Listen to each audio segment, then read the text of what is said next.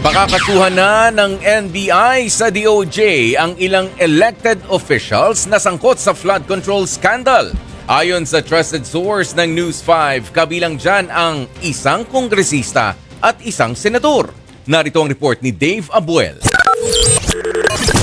Sa susunod na linggo, irerekomenda na ng National Bureau of Investigation ang pagsampa ng kaso laban sa mga elected official na sangkot sa flood control scandal.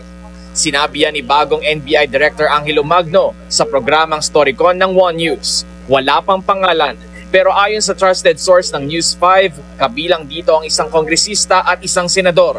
Meron na ho kaming nakahandang mga dokumento para ma-file siya next week. Next week baka ho may incoming na 3 o 4 pa. Okay. 3 or 4 people or 3 or 4 cases? Cases ho. Kabilang sa irerekomenda nilang reklamo sa Department of Justice ang public corruption, malversation at bribery. Ito na raw ang ikalawang batch ng rekomendasyon ng NBI.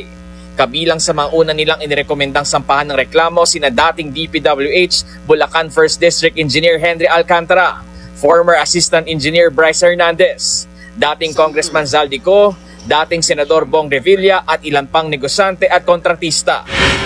Samantala, formal na ring inilipat kay Magno ang liderato ng NBI sa isang turnover ceremony. Mismong si dating NBI Director Jaime Santiago ang naghabilin ng posisyon kay Magno. Mabigat ang papasanin ngayon ng NBI sa gitna ng investigasyon sa flood control scandal.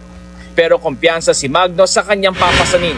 I thank President Ferdinand R. Marcos for giving me this honor, yung pagtitiwala na mapaglingkuran kayo at ang ating taong bayan.